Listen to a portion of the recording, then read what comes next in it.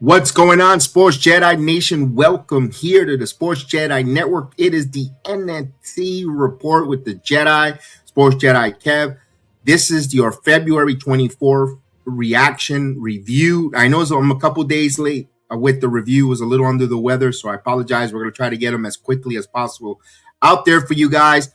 The NXT, remember this NXT on the 24th of February was supposed to be in Atlanta, Georgia, and that was canceled due to some permits of some parking regulations or all that with the parking lot, and they moved it back to the Performance Center.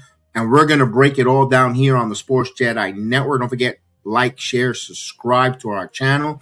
You could check out all our wrestling content, either the audio platform on all your different locations where you could get your audio, or here on YouTube, Rumble, Instagram Live, X, Kick, Truvo, anywhere, everywhere, Sports Jedi Network related. So we are sponsored here tonight. Just to let you know, we have our sponsors. We want to shout out our sponsors, Blackout Coffee. Go to blackoutcoffee.com/rumble.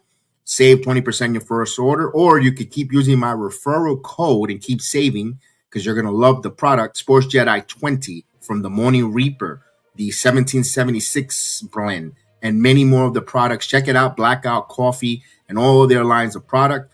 Also, Dude Wipes. We want to thank Dude Wipes, who was our first affiliate, our first sponsor. Dude Wipes and the Sports Jedi Network were wiping out the competition. They also got a promo code for you. If you put all in capital letters, Dudes, save 20 to 59463. They'll text you over a code for 20% off your next order. So you could purchase it on Amazon.com or Kroger.com or anywhere you get the Dude White product. They'll send you a promo code and save 20% off. Absolutely. Sports Jedi Network wiping out the competition. And our friends, PGA Chris TV affiliate with G-Force Energy. G-Force Energy with all the fuel you need to get going, up and running and going. Get the extra lifts in your workouts or your streaming platform. Go to PGA's Chris 20 and save also 20% off of all your order on G-Force Energy Drink. All right, so we get our sponsors in the way. We want to thank them. Let's talk some NXT from the Performance Center in my beautiful city of Orlando, Florida. 4 championship matches, and one thing that I noticed, there was a theme of the night. You know, first off, we had Dark State taking on the Vanity Project along with Jackson Drake for the World Tag Team Champions. I don't have any issues with the Vanity Project getting an opportunity here. They look like they're getting the super push from Evolve, making the jump from Evolve from the independent scene or WWID. Both gentlemen, Ricky Smokes, and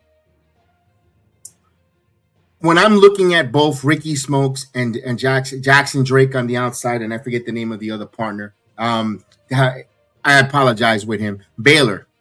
I call him actually the bastard child of Billy Gunn, because my God, Talk about a 23andMe with him. He looks just like Billy Gunn. I mean, put him part of the Gun Club.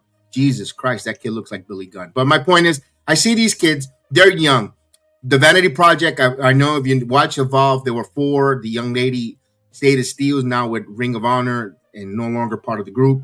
They get the call up here, and of course, you see the Evolve Championship with Jackson Drake taking on Dark State. Now, Dark State, my goodness, they were in a group of 4 that wasn't really hitting at the moment. They've been NXT tag team champions, and now with all the transition of all the wrestlers going from all their main talent like Javon, like Trick Williams, like Obafemi, going to the main roster, next man up. And it felt like the Dark State group was a strong force to get that next push. The match can start. You're starting to see. I thought Orias Griffin looked the most intimidating I've seen him in quite some time. When I saw those 4 men in the ring, it looked like men versus boys. The Vanity Projects, yes, they're extremely young. You could see the youth movement. You could see the enthusiasm. They're sponges. They're willing to work with the NXT coaches. You could see that they're somewhat creative like these kids. But when you see them on camera, when you alongside across from a Griffith, even Sugar, they just look like boys amongst men. And one thing that I'm going to have go on a minor rant, and the match was a fine match. All the different back and forth, you got like sidewalk slams, the leg dive combo, that sidewalk dive combo by Dark State looked phenomenal. Vanity Project surviving with some rope thrusts, quick tags, outbursts. Dark State roaming back with Griffin getting the hot tag, running shoulder tackles, choke slam, back and forth. We get the commotion on the outside, and we get all the distraction, and out comes Tony D'Angelo. And I know there's a storyline where Tony D'Angelo lost pretty much all his family. Dark State attacked him. There's a reoccurring storyline, and you see the interference, you see the plunder, you see new tag team champions, where Ricky Smokes just happens to get pushed by Bale. I like the way they got to the finish, where we get new tag team champions. But what I want to say here, my rant is not the fact that Vanity Project is the tag team champions. What are we doing when it comes to, and this is all across the WWE that's frustrating me and it's pissing me off. And to the point where I'm thinking of walking away from the product. I'm going to be totally blunt and honest, reviewing and looking at it. They're taking my joy of way of watching wrestling because their creative, their booking doesn't make sense. Here you have an NXT. Now, again, I'm gonna correct myself with something I'm gonna say as well. Here we have NXT. We have tag teams. They given an opportunity to Hank and Tank, and they've been greatly entertaining as tag team champions. The Culling, briefly, I think they were tag team champions. Briefly, you had Stacks, Tony D'Angelo, not really your normal, your makeshift real tag teams. You could tell that Tony's always been inspired to be a singles wrestler. Stacks winning international title for TNA. But then when I look at the way they're booking the tag team division, where's the love for Bronco and Lucius Prince? They're a natural tag team. They came up as a natural tag team. They were with Jada Parker, remember OTM, Out of the Mud, along with Reggie, a.k.a. Sydney. They were a natural tag team. I know Prince got injured. There were some injuries. They went away. But then they bring back the natural tag teams. No sniff of a title run. The other time they wrestled last week, they looked so impressive. They look like behemoths. They look like men. If I were to tell you right now in a lineup, can OTM work in the main roster? If this creative will know how to book tag teams, that's a whole different conversation. But if they were to know how to create or book tag team wrestling, they would be main roster intimidating. Could they be on the microphone? They still cut some hardcore promos. No love for them. No tag teams title runs for them whatsoever. No, nothing. It seems like they've been pushed to the side. My point is, you had another tag team about a year ago, for a couple years now, that were very energetic, very inspiring, the crowd loved them. Although we could say the crowd in the Performance Center could be a little bit persuasive. You had Enofe and Malik Blade when they were a tag team as well, part of the tag team in NXT. They didn't even get a sniff and an opportunity at the tag team champions or holding the titles. You have natural tag teams that have been working as tag teams in NXT for a long time in the Performance Center for years. They don't even get a sniff at these titles. These kids come up, and again, they're I know you're pushing them and all that, and they're with Ethan, all legal Ethan Page. I'm gonna see where the storylines goes with the Vanity Project, all legal Ethan Page. We're gonna talk about in the show as well, where Ricky Starks or Ricky Saints, with some backstage to kind of have a little bit of a group alliance type of deal. But I get frustrated when it comes to these bookings and these NXT, especially for the NXT. When you see natural tag teams, you don't give them an opportunity. When the New Day were NXT Tag Team Champions a couple years ago, one of my things is, can we see Enofe and Malik Blade have an opportunity to wrestle the New Day to see the dynamics? I felt when back then at that time, when Odyssey Jones was still in the company, before they actually knew they put him to be Big E's replacement, I kind of wanted to see them be like another version of the NXT type of New Day. When they were together, Enofe, Malik, and Odyssey Jones, I figured they were going to be, they look like a New Day. And then when New Day came to NXT and they won the tag team titles, I was like, we'd love to see that. Creative never gave us that. They never gave it to us on any, not even in Level Up. Not even in a dark match. I don't even think they even did house shows when you have Malik Blade and Enofe take on the New Day to see how that dynamic works. Now, case in point, fast forward here, Enofe is no longer with the company. Malik Blade's coming back from injury. He's like not much on television. I don't know if he's on Evolve much, but I don't see. Now I'm seeing this with Bronco Lima and Lucius Prince. I don't see them either. They look like a tag team that looks like freaking monsters. Can you allow them to go to TNA to work part of the collaboration? They could use a fresh injection of tag teams. So maybe they get their names going, work with some other tag teams, work with, with the systems, with Sinners and Saints, work with, something different. Let them be part of, let them be hired henchmen with AJ Francis, part of the First Class. AJ Francis likes to have numbers game. I would love to see AJ Francis with Bronco and Lucius and say, you know what? They're out of the mud. You want money? And he's First Class. I'm going to take you out of the mud into First Class. Can we at least have that for those two kids? Those two guys you're going to waste their talent. Those guys are built and they look menacing. They look like Doom. If you remember Doom back in the NWA, WCW early days, or even a young Harlem Heat, but I associate them more than Doom. Butch Reed and Ron Simmons, they kind of remind me of that. They're missing that antagonistic manager. And I've always said this time and time again when it comes to professional wrestling, they're losing the art of the manager. Now you have Robert Stone, who was the only manager who could generate heat in NXT. Now he's a general manager. I want a manager at ringside. We need the art of professional wrestling. We need the manager. We need someone that you want to either get the comeuppance and stir the pot up.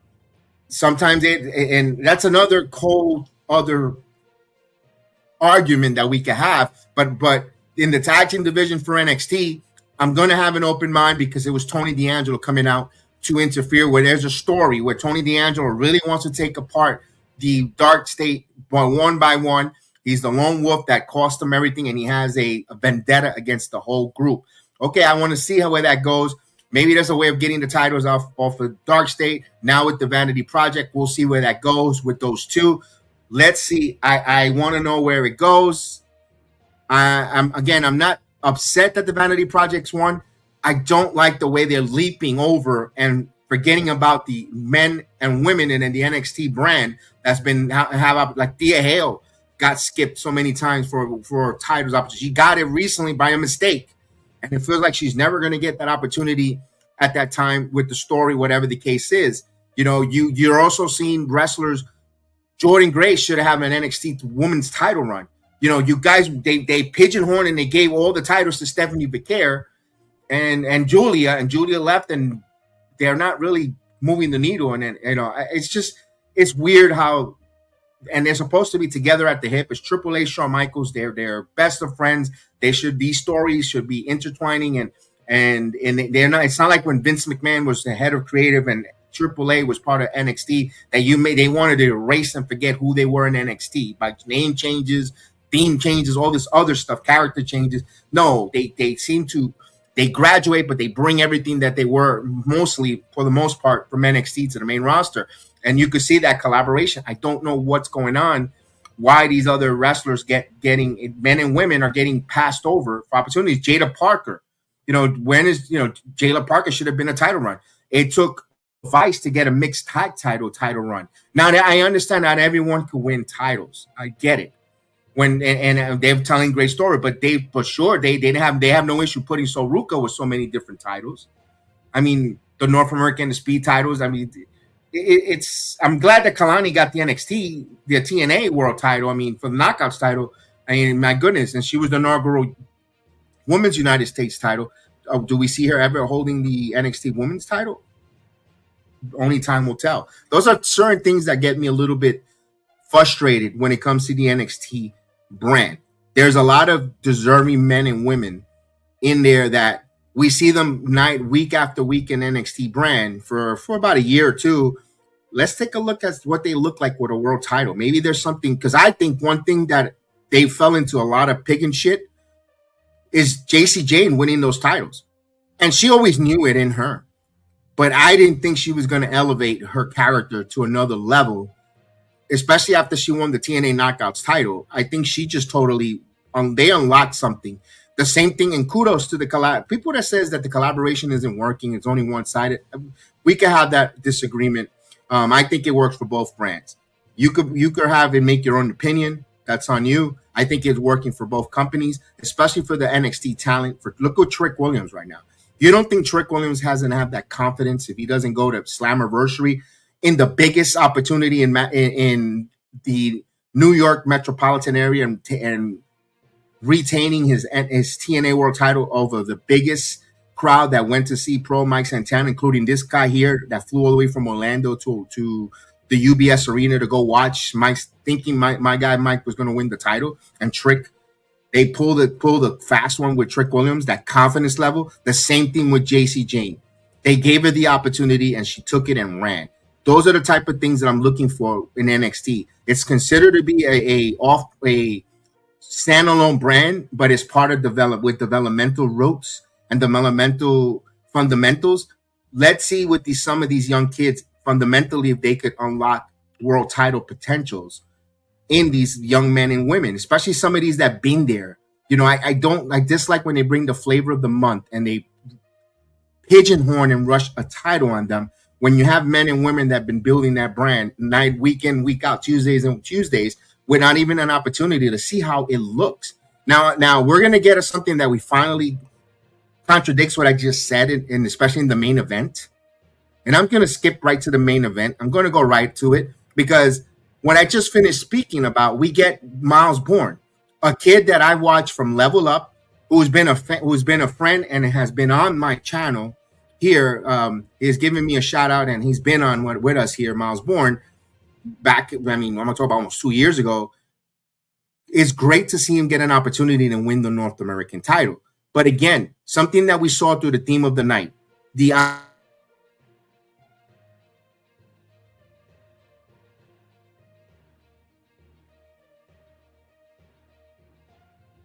bit in NXT. When I was seeing this in NXT, that they're copy and pasting a lot of the same thing, same finishes. And that's something rare that I didn't see from NXT. The interference, especially in these title matches, to change titles. I'm going to go right to the main event because the main event was a really good main event. All Legal Ethan Page was going to set a record of the most defenses of that North American title, which is, I have no problem them switching that title in that main event. Miles Bourne clearly shows us that he's been working his ass off week in, week out, year after year, becoming Randy Orton's personal in-ring wrestler to help him get him back in wrestling shape over 2 years ago when he came back for that Royal Rumble Survivor Series. He worked hand in hand with Miles Bourne. Miles Bourne put on the weight, put on the muscular weight. He looks like $1,000. Some say the mini version of Randy Orton. But man, that kid works his ass off. Watching him, that skinny young kid, and I'm not even talking about his disability. He's partially deaf. He doesn't use that. He doesn't hamper. He doesn't look for handout. The kid works his ass off. All legal Ethan Page. He's been phenomenally the main steady villain all across NXT and all across professional wrestling. He doesn't rely on profanity to get heat. He doesn't need to insult with profanity his audience or anyone that's watching him. He's just that guy that generates heat with his cockiness and his all ego. And that's what you need in this current 2025, 2026. I go back to 25 because that's when he did his best work, a lot of his work. And now in 2026, the kind of villain and hero that you want. This guy, all ego Ethan Page, could easily be called up to the main roster, and he could fit it right into the vision. Paul Heyman, if I'm Paul Heyman, I'm pitching for all ego Ethan Page to be part of the vision, taking over the vision, especially with Big Bronson Reed being out for the long. He's going to be Braun. You bring all ego Ethan Page along with Logan Paul and Austin Theory. My God, with Paul Heyman, you talk about villains of villains. Talk about the Dangerous Alliance or Vision, all ego Ethan Page. But I don't think Ego Page is heading up to the main roster. They need him for Stand and Deliver.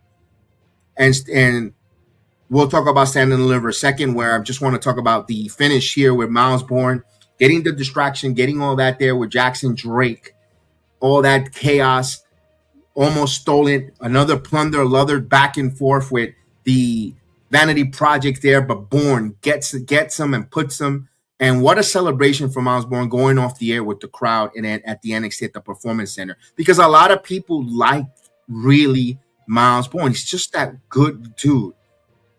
Great to see that we're seeing that we're leading into a 6-man with the Vanity Project, brawling with Hank and Tank and Shiloh Hill. I'm not a big fan of Shiloh Hill, but in this case, if they're going to come in and pull the save and cause that plunder and distraction where Miles Bourne gets the victory. He got out of the twist and grin. Great job getting all ego Ethan Page to drop that North American title. And now he has no mixed tag title. He has no North American title. He is a man whom I could see making a splash at the Elimination Chamber. Hopefully, we'll see all ego Page, but do they want to hold them and have work double duties with Stand and Deliver? I don't know. I don't think so, because Stand and Deliver was announced. This is going to be the first time, I believe, in quite some time that they're going to be in separate cities WrestleMania weekend. Normally, Stand and Deliver is usually in the city that accompanies the WrestleMania event. This year, of course, is returning back to Las Vegas, Nevada. But Stand and Deliver will be going to St. Louis, Missouri. Now, interesting, because they're going to be in separate places where a lot of times you don't see a lot of crossovers where you see they work Stand and Deliver and they're at WrestleMania. Although a lot of the talents enjoy going to WrestleMania from the NXT and they see a different experience. And that is the dream of a lot of the, I think that's the dream of every NXT performer, getting to WrestleMania and making it to WrestleMania. Seeing there and being in attendance at WrestleMania for these performers in NXT is kind of like a motivational tool. I need to get here. I need to hear this roar of the crowd. It's going to feel kind of off because they're going to be in St. Louis and they won't be part of they won't feel like they're part of the WrestleMania weekend. Interesting, odd choice for the WWE and NXT to separate different cities. They're preparing us. They're preparing us as wrestling fans for next year in Saudi Arabia, because I don't think NXT is going to Saudi Arabia. I do not think Stand and Deliver is going to Saudi Arabia at all. Stand and Deliver will be in a city in the United States where they're probably going to do 2 nights. They're going to do a Stand and Deliver, and they're probably going to do, like I said, I personally hope they do like a WrestlePalooza on the Sunday of the Saudi Arabia night 2. That's probably going to end around in the midday. They could do a nighttime WrestlePalooza and have a showcase where you have TNA, you have NXT, you have Evolve, you have Pro Wrestling Noah, AAA Mexico. Maybe you work a collaboration and put a GCW Bloodsport, a couple Bloodsport matches on that WrestlePalooza. Give a nice 8-card match, or 7 Well, knowing Triple H, he probably puts a 4 or 5 card and expect us to, love it for WrestlePalooza. But my point is some type of a showcase, an NXT TNA deal, showcase with Triple H, something along the lines where it's a celebration of wrestling. They could have their WrestleCon, all the other stuff, all the other events around the WrestlePalooza Stand and Deliver US side weekend. And you could still have your Saudi Arabia. You can have your cake and eat it too if you're the WWE. Because you could have people watch parties to watch Saudi Arabia Mania, and then you could lead right into Stand and Deliver on Saturday night, then the WrestlePalooza the next night, and you could still have the all that comms, all those different venues, events, merchandise, and you could actually stimulate and generate a city that is family friendly. Hopefully they pick a Stand and Deliver where it's a destination vacation, San Diego, Orlando, something along the lines where families friendly, where people could get to in the East Coast, up and down, whatever the case is. No more Vegas for a while, please. And when this WrestleMania hasn't been booked, you could see that. I think it would have been a disaster with tickets if they would have done Stand and Deliver again in Vegas. I don't think a lot of people would have went. They smart move. They're going to St. Louis, a new territory, a new market. I would have liked to see NXT in Chicago. To be honest and totally blunt, they didn't want to go to New York City because they're doing New York City in a couple weeks. At the theater in Madison Square Garden, it makes sense. Roadblock, it makes sense not to do Stand and Deliver again. There, St. Louis, interesting. We'll find out how that goes for them. We'll get back to the NXT review. One thing that I finally said, could they have been a dollar short and a day late? Why I say that? Because we had another title match with the Women's NXT Championship. You had JC Jane taking on Sol Ruca. JC Jane, of course, comes out with Fatal Influence. Sol Ruca with Zarya. Something that I've been saying for about a year now. Been saying for a whole year, we need Zarya to turn heel. I've been screaming, and it's not it's not because I wanted it.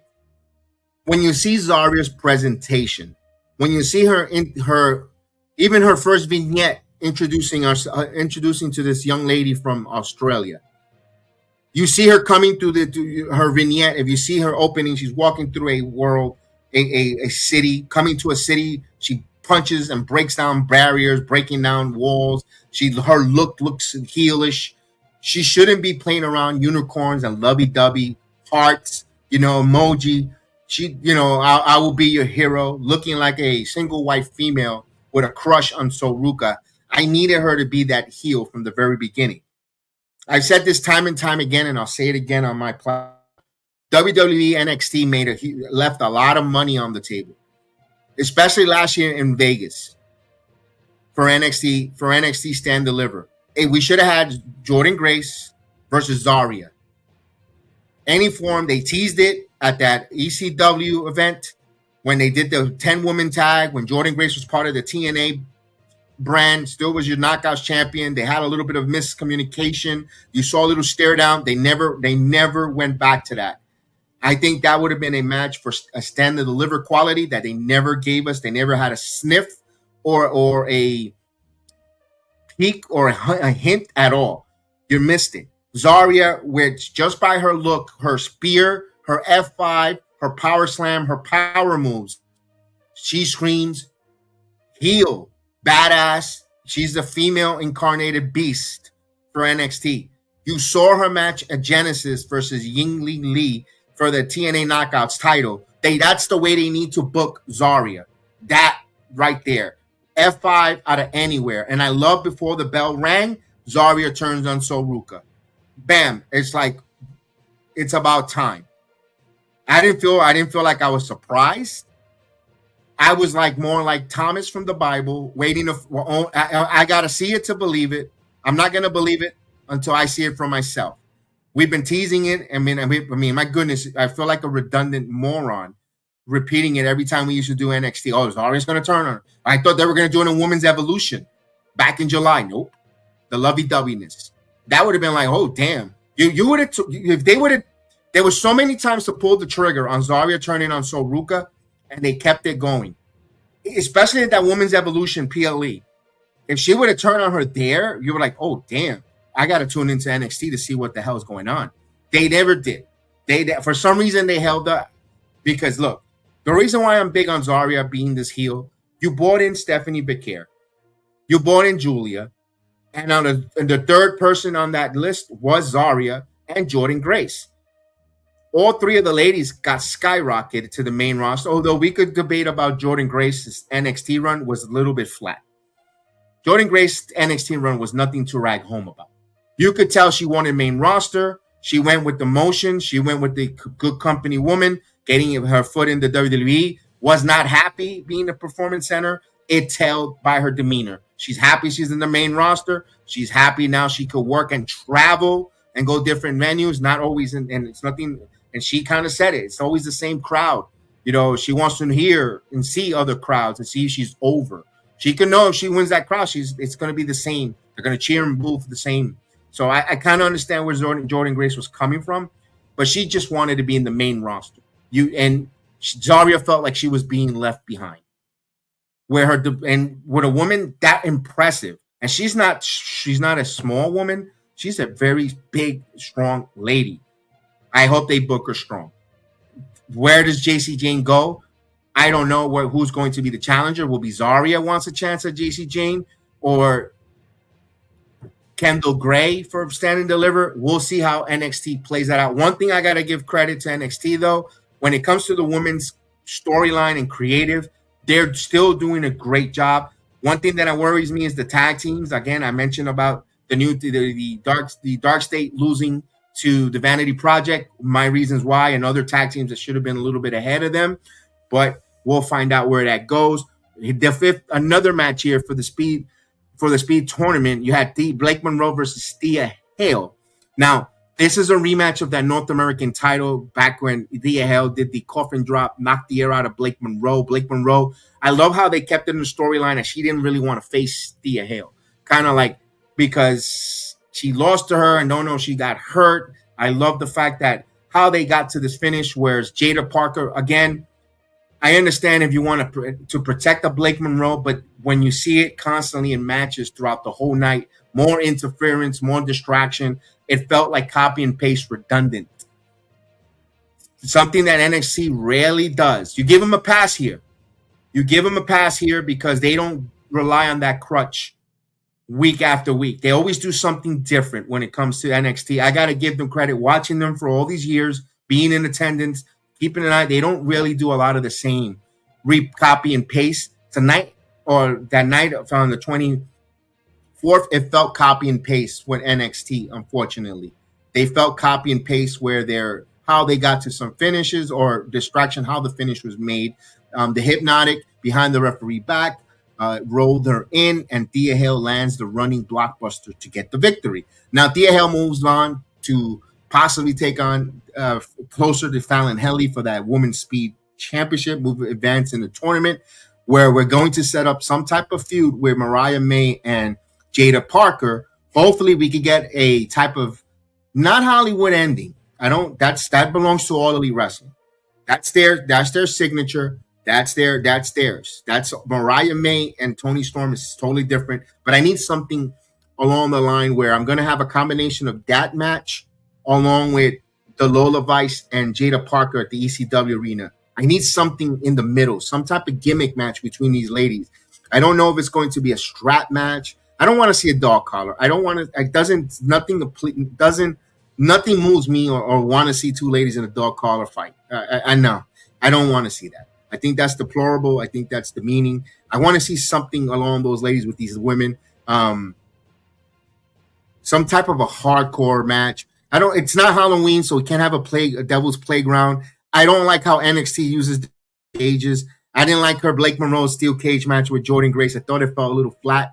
I don't want to see a steel cage between these two women. I need something. I need a gimmick match for these two women, kind of a blow-off between these two. I don't know what it is. Last woman standing, possibly along those lines. I don't know. a table. I don't know if a tables match, but I need something for Blake Monroe and Jada Parker to finish theirs off. And I want to see where Thea Hale goes. I wouldn't mind seeing Thea Hale possibly run the gauntlet and win the speed championship. Wouldn't mind seeing Thea beat Fallon Henley for the speed championship. Look, it seems like Kendall Gray or even Ren Sinclair, someone's going to be JC Jane for that NXT Women's World Championship. And I wouldn't be surprised after WrestleMania, we're going to get 2/3 of the toxic Fatal Influence. Oh my God. Fatal Influence get called up to the main roster as tag teams. I wish Lainey Reed was up to par, and I wish she was ready, because SmackDown could really get a nice jolt of energy with those three women on their roster. But I don't think Lainey Reed is there yet. I don't. Who knows? Stranger things has happened before. I know there's a lot of high hopes on Lainey Reed with the coaches and the people in the Performance Center, but I would like to see where that goes for JC Jane and Fallon Henley after WrestleMania, especially if we see JC Jane drop the NXT Women's title and the Speed Championship for Fallon Henley. Boy, you put those in, you inject them in the tag team division in the women's on SmackDown. You give me Kiana and Julia at times taking on, these JC and Fallon or some type of combination. You got something. You got something there. And JC Jane, with her pedigree, showing her at the Rumble, she looked like she belongs. She belongs. And I think it's time to see, we're going to say goodbye to her probably after Stand and Deliver. I could see that happening going forward there. They did a couple chronicles. NXT's been doing these chronicles. They did Finn Balor. They did one on Joe Henry. Talking, pretty much letting you know, if you don't know who Joe Henry is, if you've been, or you now see Joe Henry's part of NXT, well, they're giving you his backstory on who is Joe Henry.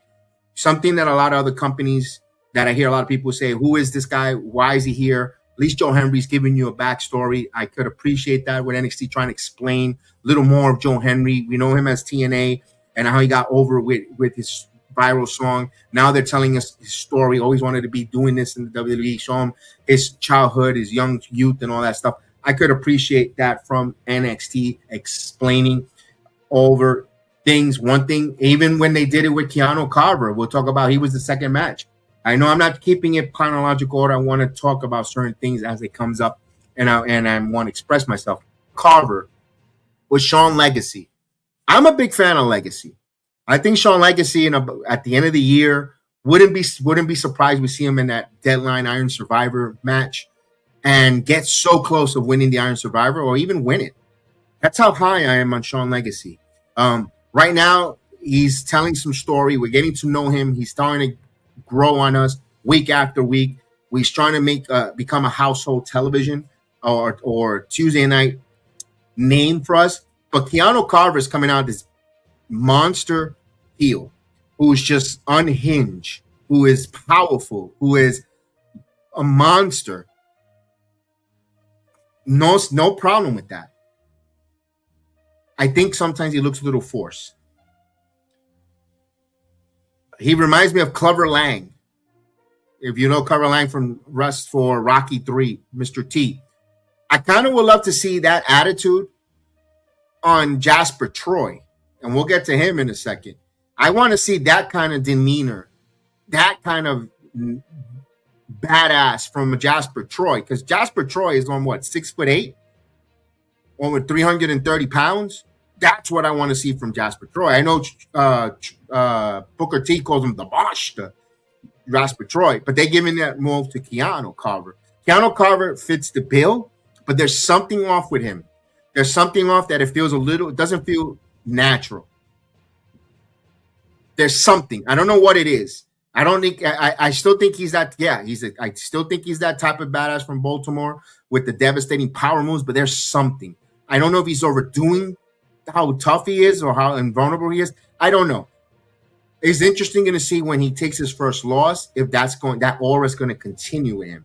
See, I've seen this time and time again with so many wrestlers that they look like monsters, undefeated, and then they lose one match, then they spiral out of control, and then they become enhancement talent.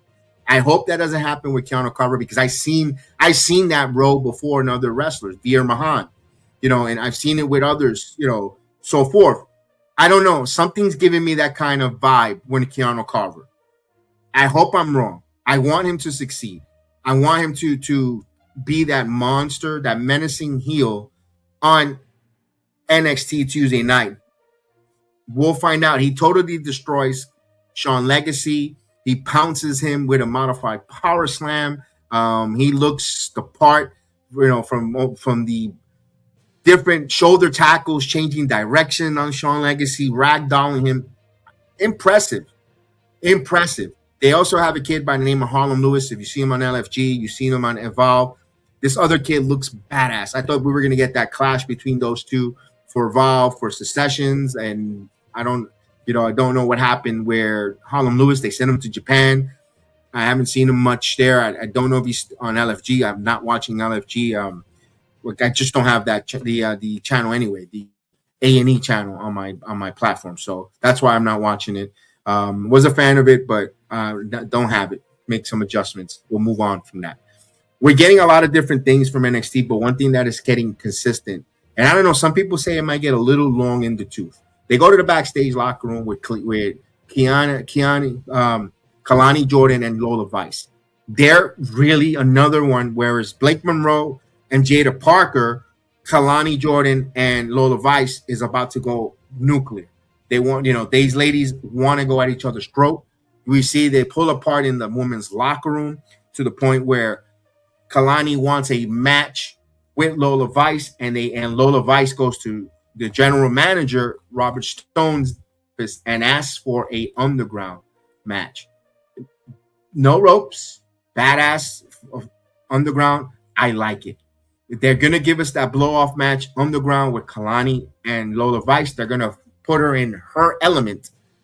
In Lola Vice's element, we'll see if Kalani is going to survive that. Kalani is another one who at any minute could get the call to go up to the main roster.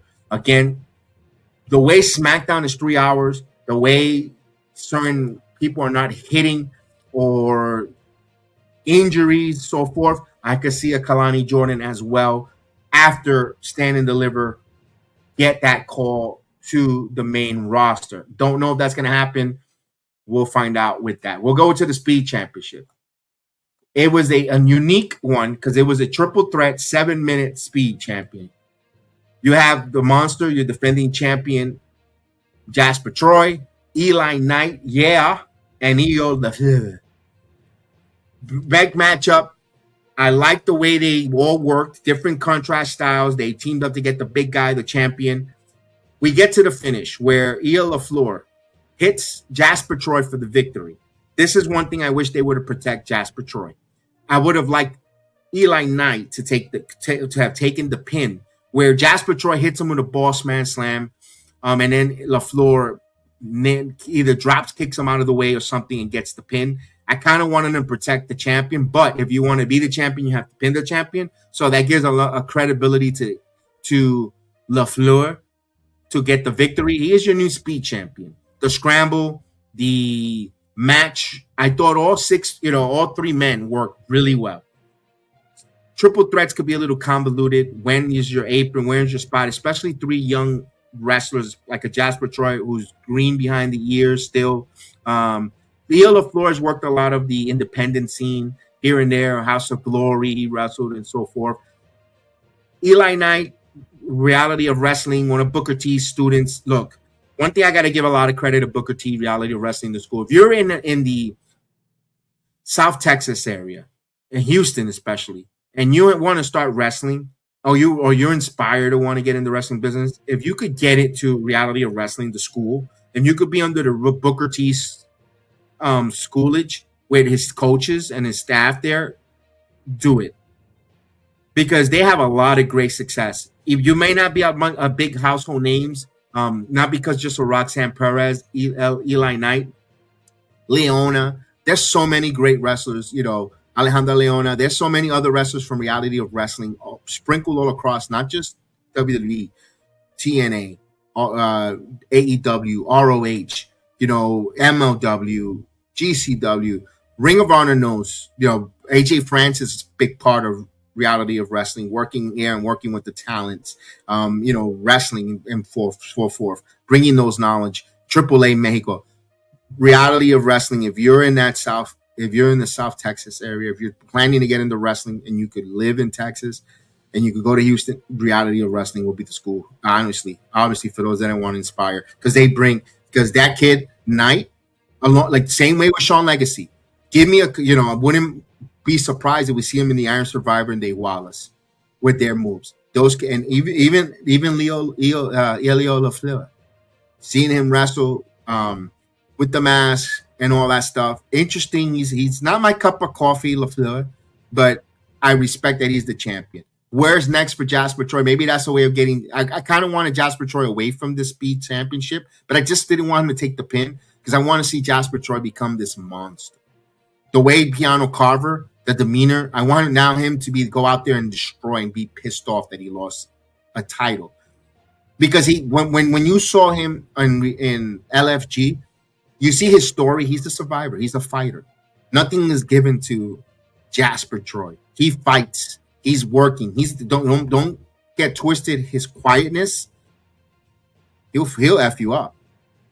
I want to see that F you up Jasper Troy in the ring, in his persona, in his demeanor.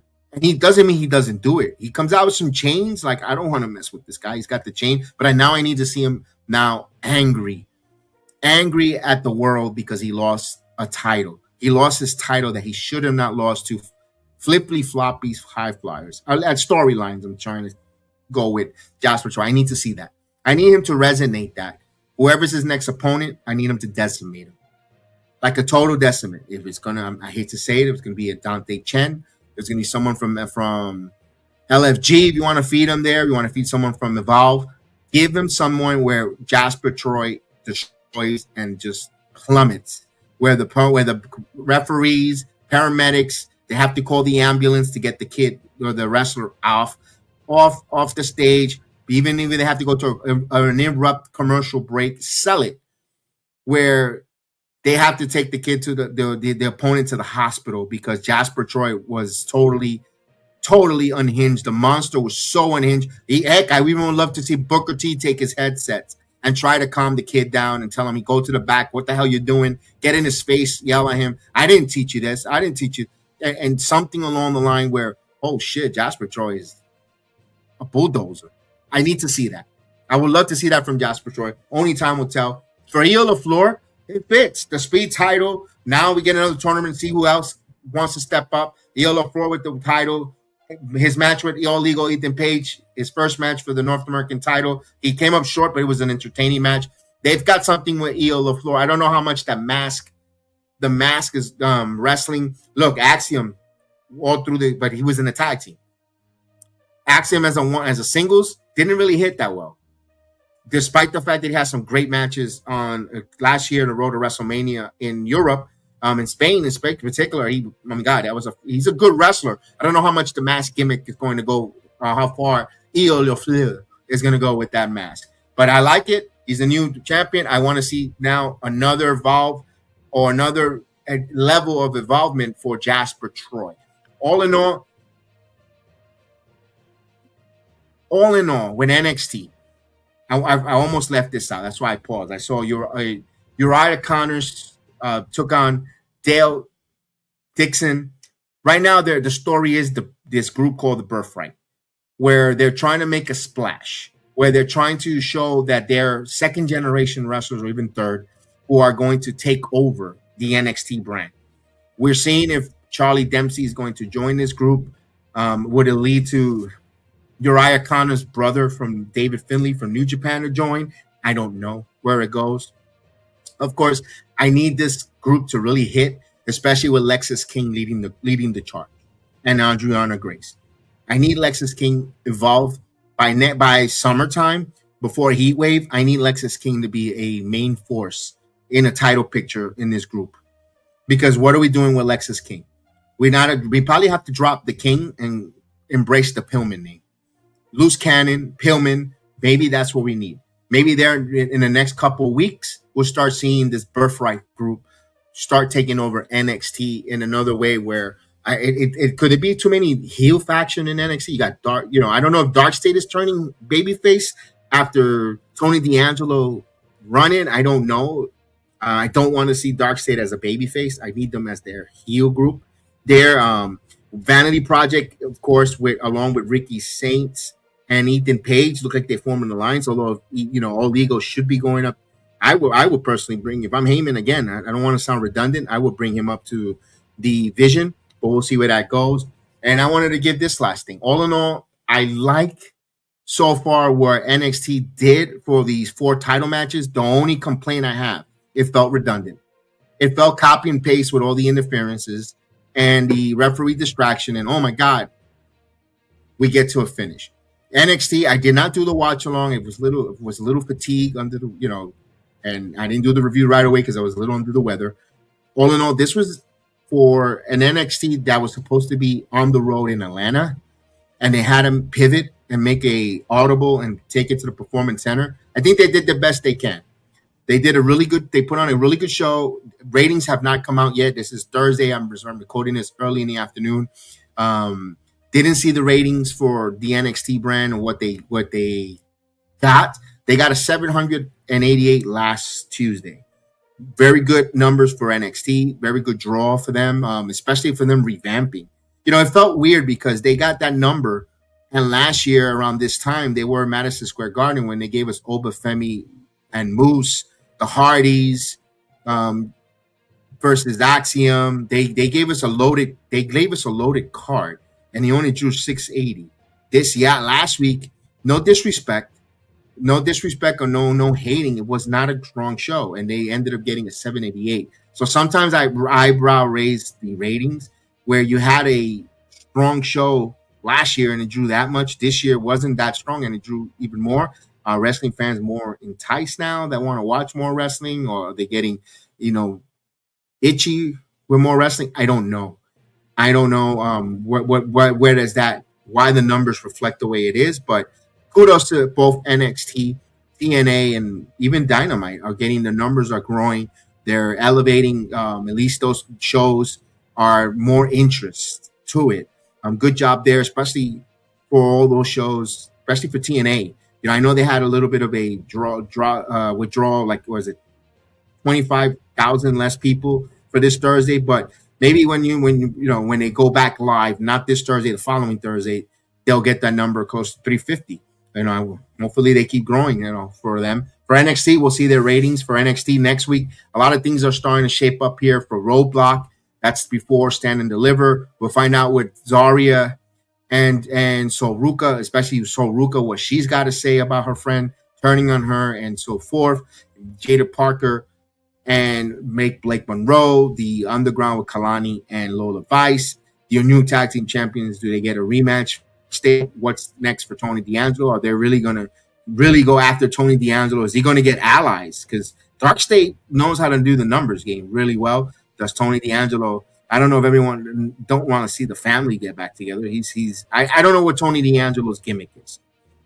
He's just grew a beard and he's just walking around. I mean, maybe he want to walk with Elias. I don't know. Do we see some TNA crossovers? We'd love to see some of the TNA show up on NXT here on a Tuesday night just to, set up for Thursday night live at Atlanta and so forth. We'll find out. But all in all, this was a good show. This was a strong NXT. Just, again, the redundancy, and let's see where they go for Roadblock and Stand and Deliver. Again, don't forget, we are powered tonight by Blackout Coffee. Blackout Coffee, American-made, patriotic, pro-Second Amendment. Go to blackoutcoffee.com/Rumba. Put Rumba and save 20% your first order. Or you can always use my referral code, Sports Jedi 20, and save 20% off on all the Blackout Coffee products. They just don't make coffee. They got energy drinks and all types of things there. So check it out at www.blackoutcoffee.com. Of course, use /Rumba to save. And of course, Dude Wipes. Dude Wipes. Stay fresh, stay match ready, stay clean. Sports Jedi Network and Dude Wipes were wiping out the competition clean. And for G Fuel Energy Drink, go to gfuelenergy.com, PGA Chris 20, and save 20% off. That is your promo code, PGH Chris 20, and save 20% off and continue the savings We appreciate everyone here joining us here. Don't forget to follow us, subscribe, share our program. Of course, we are on YouTube, Rumble, all the different platforms. Also, anywhere you get your audio platform, on all that, Spotify, all that good stuff. Don't forget, we're part of the Wrestling Soup and Friendos Network. We collaborate with Wrestling Soups and Friendos. Shout out to Jeff Lipman. Appreciate you so much there, meeting a good guy there, of course, and our friends Marie Shadows on the Square Circle podcast. Wanted to shout her out. Erin Loves Wrestling. A quick shout out to you for the collaboration. The PUWF. Don't forget to check out NXT Time with D-Walk. Good friend of ours, of course. But he does the reviews with NXT Time with D-Walk. Part of the podcast of the Unappreciated Wrestling Fans, the PUWF, and Rican Reactions, Coquito, of course, and of course, Midfit Nation on the Midfit Nation channel. All our friends up and down that we collaborate and want to put them over, and their love and support for our channel is just great. Don't forget to follow us on our Discord, Sports Jedi Network. We keep the conversation going, always on Discord. Follow us on Sports Jedi Network on the Discord, and we keep the conversation flowing. Follow us on X at Sports Jedi Media or at PGH Chris TV on X. Don't forget Instagram, Sports Jedi Network, TikTok. Anywhere you can find is all Sports Jedi Network. You could email the show for collaboration or any business inquiries at www.sportsjedinetwork@gmail.com. So, yes. So, don't forget that. We appreciate everyone. Thank you so much. This is your guy, BS Sports Jedi Network. May the sports be with you. Until next time, Jedi Nation, Jedi Councils. We'll talk to you later, man. I'm out. This is Sports Jedi Network, the fan-powered, creator-driven home for wrestling, combat sports, and major New York sports talk. Hosted by BX Sports Jedi Kevin, your rapid-fire, high-energy commentator, alongside a crew of passionate young men and ladies bringing the heat every single show. We cover it all: watch-alongs, live reactions, recaps, interviews, and debates from WWE, Raw, SmackDown, NXT, AEW, Dynamite, TNA, Thursday Night Impact Zone and specials, UFC Time with Austin, plus full coverage of New York sports talk. And yes, we tap into the galaxies of Star Wars plus the worlds of Marvel and DC. Breaking news, rumors, fantasy booking, hot take debates, plus major collaborations with PGH Chris TV Production, Wrestling Soup and Friendos, Garden of Thought, PUWF Podcast, Hello Media of the Samuel Lyon TCP Podcast Group. We're fast-paced, we're interactive, we're built for live chat energy and real fan community. Our mission? Real-time reactions, honest takes, humor, interviews, and energy every single show. This isn't just coverage, this is community, this is combat, this is culture. That's Sports Jedi Network. May the sports be with you.